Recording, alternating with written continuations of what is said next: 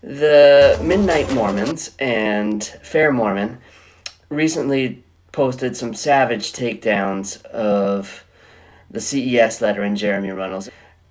From their perspective, they have the truth, they have the moral high ground, they have God on their side, so why are they taking the low road? Maybe these corny comedy bits and sick burns just demanded the light of day. Anyway, here are my thoughts. I must call out the truly bizarre and entirely moronic straw man the Midnight Mormons have built here, that if Jeremy Runnels was credible, he'd be the Fonz, and Jeremy Runnels is dying to be the Fonz. Have a look. I wouldn't say cool. Jeremy Runnels, CES letter dude. Oh, yeah. Okay, it's well, not let's type cool. him up. A desire to be cool comes from an emptiness within, and he chose the coolness of anti-Mormonists, the coolness. I've got a lot of friends in Austin, in California, and New York.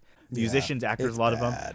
I talk about like who are pulling some of the culture and everything here. And I show them pictures of guys like Jeremy Runnels, and they're like, "This is like a cool guy where you're from." Look, homeschooled Vanilla Ice and your Midnight Mormon flyboys. Maybe if Jeremy knew this was a high school cafeteria popularity contest, he would have distributed his letter at a party. And though his apostate party would likely have drugs, drinking, tobacco, R-rated movies, and maybe even people next to murdering each other, it would still somehow be safer than a Kwaku El party. It's clear these parties are adding to the spread of the virus. Because Sweaty Sauna Sam's neighbor's grandmother's lover, oh yeah, she has one, wouldn't have to worry about plague transmission. But hey. If people are gonna die, they're gonna die. Wait. What? If people are gonna die, they're gonna die. Again?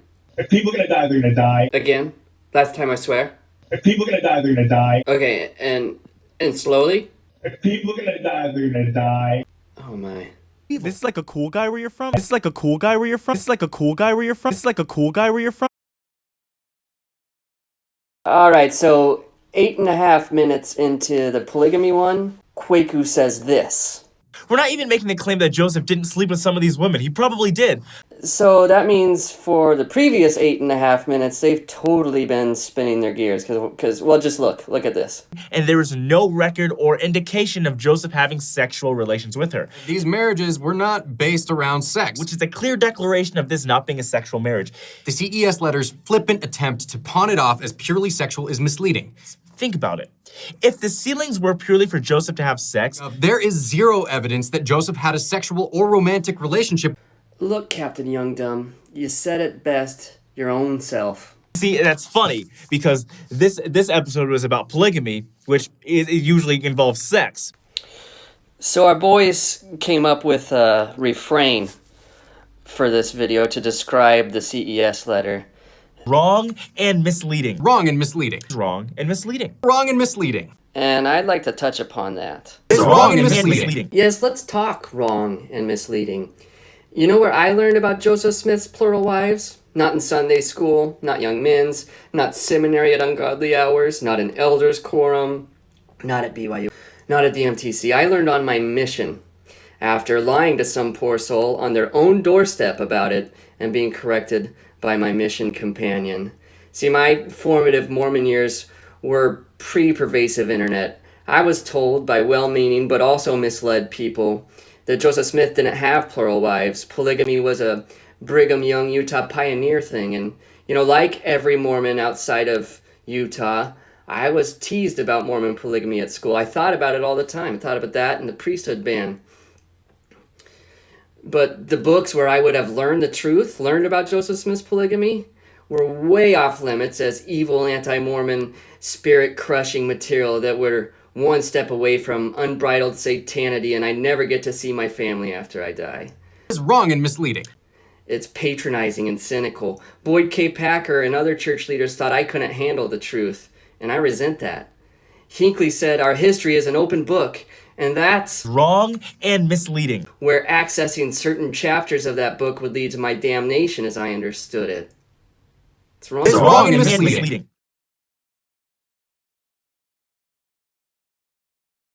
Well, unfortunately, Emma isn't a reliable witness. Emma isn't a reliable witness. Ooh, no, guys, no, look, the Lord already did an Emma Smith diss track. It's called Doctrine and Covenants, section 132, and if you're gonna bite the Lord's rhymes and you're gonna sample the Lord's beats, it's gonna cost you a lot more than 10% of your income. I would pump the brakes and pump them hard, guys. And if you want to talk about Emma Smith as an unreliable source, maybe don't do so in the same video where you quote John D. Lee in support of your own arguments. Yikes. There's so much money in anti-Mormonism, I can't take these people seriously. These cats are making da bank. Oh man. So I had to promise my stock guy that I would stop taking investment tips from failed comedians who snuck weapons onto airplanes and got busted. But, you make that sound like a can't miss. Man, this could be Bitcoin all over again for me. Oh, there's a tip for Jeremy too. If you want to sound cool, talk like this. These cats are making da bank. The bank. In da bank. The bank. In da bank. The bank. Carden, I can't do it. In da bank. The bank. In da bank. The dank. No. Oh, now I totally lost it. FairMormon, you've totally lost your way. Or, to put it in terms of my own video, you've jumped the shark.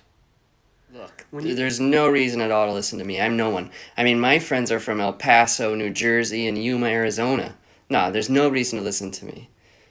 But listen to your conscience, maybe. So if you or anyone you know are doubting your testimonies because of the CES letter, please watch through these videos first. And I'd say watch just about anything else. 1985's Commando, great film. When you put your focus on doubt bombing the doubt bombers, you're missing an opportunity to instead use that energy and those resources to serve people in pain, real, dramatic pain. You can't condescend these issues away. Be as snarky as you like, and the truth of Joseph's plural wives will still hurt.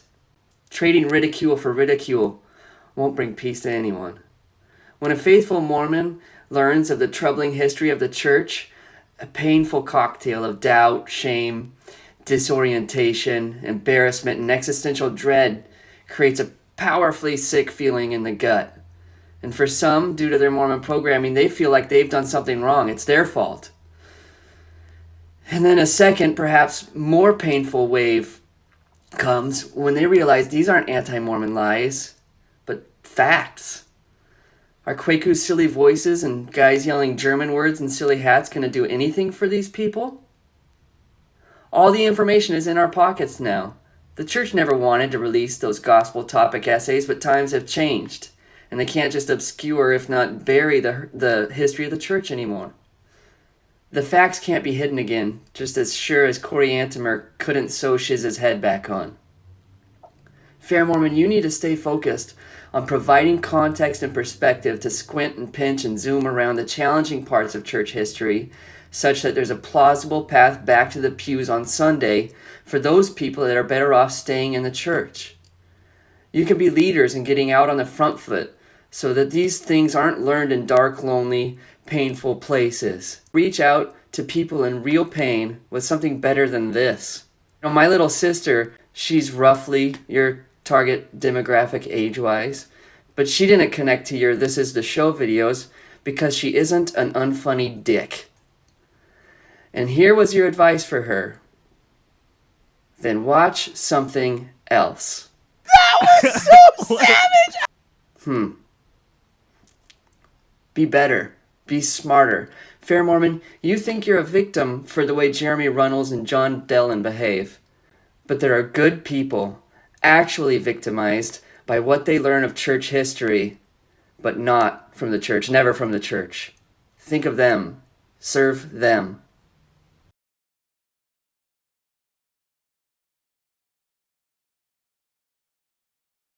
Hey, Kwaku, check this out. I figured out how to do it and get away with it. Watch. I am all in that. No, I'm poking my brain. I'm picking my nose so hard right now. It's like a cool guy where you're from. It's like a cool guy where you're from.